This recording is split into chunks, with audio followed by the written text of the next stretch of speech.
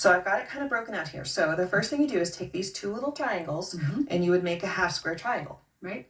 And then you would take another little tiny triangle and put him on that side, and another and put him on that side, and then this final triangle, and that would create your birds in the air block. So for the whole border, you're doing triangles for days. Right. And at some point you question your life choices, right? Because there's a lot of little tiny triangles. Sure. Okay, so one of the things that I was able with my friend Melanie to figure out is how to piece this together 4 at a time. So I'm going to put these together and I just want you to see. So it's like you create a square and a square and a square and a square. Right. And then you cut them and you got 4 at a time birds in the air. Neat. So excited to do this. How long did this take? It took a little while. It really did. It was a lot of graph paper and math and trial and error, and then a lot of jumping up and down at the end. Right. It must just be so fun to be a part of those meetings. Okay, so the first thing we're going to do is we're going to start with the center square, and for the baby bird it's kind of a weird number. It's a 3 3/8, but that's the only weird number in the whole shebang. Okay. So don't get too nervous about it. So I'm gonna place the first round of white on, and I just want to talk about how to figure out where to place that white so that it's properly centered on that center square. And so one of the things to think about is how to, I'm just going to finger press, and I'm going to press this one together. And I'm going to press it right sides together. I'm just going to finger press it north-south, and then I would finger press it east-west as well. And I want you to think about when you press that, what's happening to the direction of that press. Right. So it makes like a little valley, right? So I want to mimic that when I put my triangle on so that the two valleys kind of nest together. Sure. So I'm going to fold these wrong sides together, and that will finger press, and that will allow those two little valleys to nest together. So I'm going to let you go ahead and sew that round on. Easy piecing. So just a 1/4 inch seam, and a 1/4 inch foot will be your friend here. Right, lots of 1/4 inch foot here on this quilt. And of course I did this assembly line, you know, you do a whole mess of them because there's a good number of baby birds in here.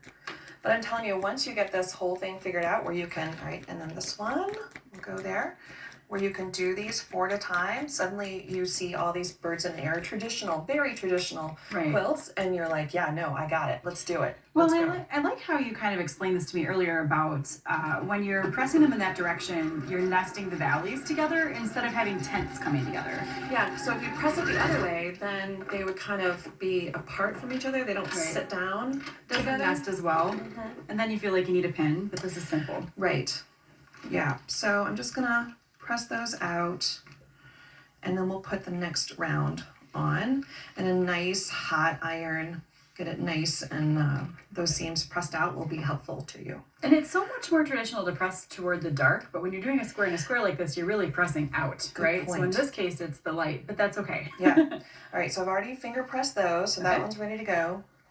Yeah, you know, there's, you think about all of the choices you have with piecing, and you tend to forget you have just as many choices when it comes to pressing. Right. And some of those choices will influence how easy the piecing goes. Absolutely. Strategic pressing. Yes. All right, so one more round, and again, I've already finger pressed that, so I'm going to hand that to you. Okay. And that will be that first round around the center of your baby bird block. I like it.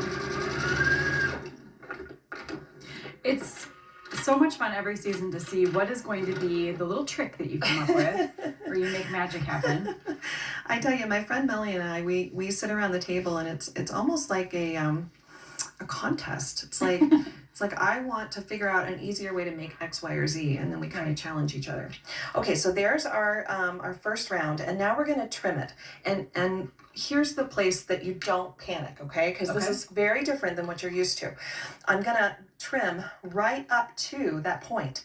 So think about it. If I were to piece this, the next round is going to have a blunted tip, a blunted point. Because typically we're 1/4 inch away from that point, which ensures your accurate point and the seam allowance. Right. But now we're just cutting it off altogether. Right. And so the key is, and I didn't get that one very well, the key is to not panic. Right. Because you look at this and you think, oh, I've done something wrong, because normally you have to build in those 1/4 inch seams. Just kind of stepping outside of the box for a magic trick. Right, and the reason you want those blended, you'll see here in a second when we go to put the next round on, is that's going to give you your 1/4 inch seam. Okay, so the next round is going to be our blue. Okay. Now notice we already have a center Right. for that one, so we don't have to worry about that one, and it's kind of making a valley because of those two side wings. So when we put this on, we want to go wrong sides together with that, finger press it, and then just line up the valley with that point. And so we're going to put 4 of these blue triangles all the way around.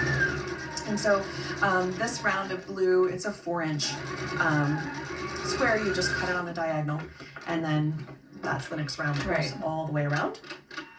And so I've got that. We'll lay it out here. Yeah, and let's just point out that we have lost that tip. Right. Don't panic. It's okay. Don't panic. So what we would put that side on, and that side on, right? And that is going to give me, I've got one here already done.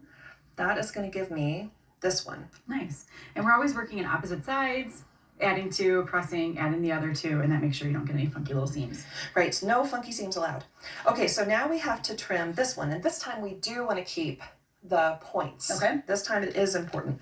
So when we go to do this round, we are going to do a trim it to 5.5, and so I'm just going to lay my 1/4 inch seam here on that point, and then I'm going to align this interior line. Sometimes you want to use an exterior line of your ruler. Sometimes an interior line helps.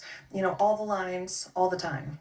Yeah, because we can't work off of the outside of it because we haven't trimmed the rest of the outside of the block. So you're looking for something that's really nice and square and straight on the inside of the block. Something you can trust. Right.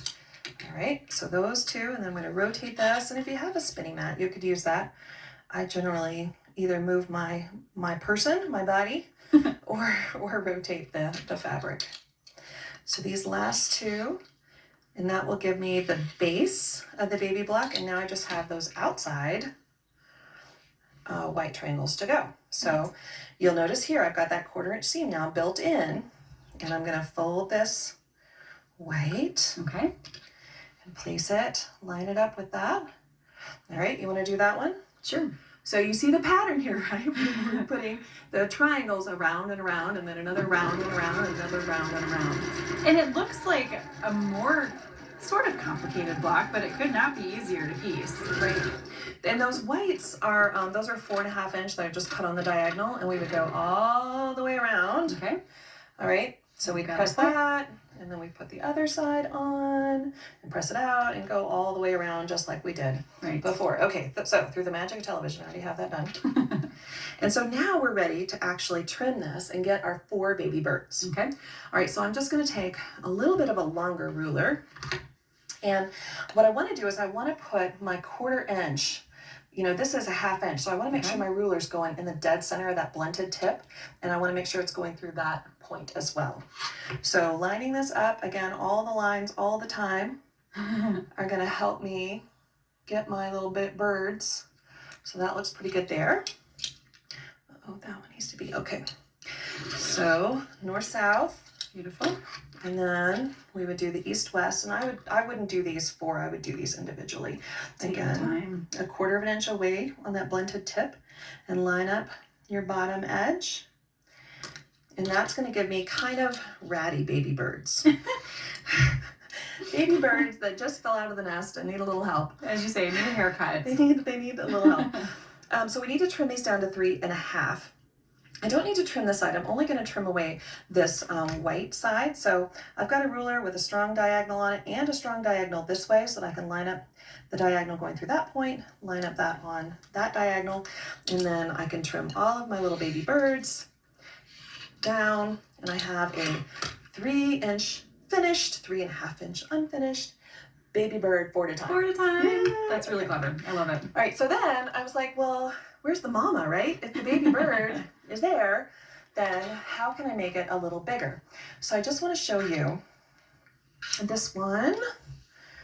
So these are the same unit. Okay.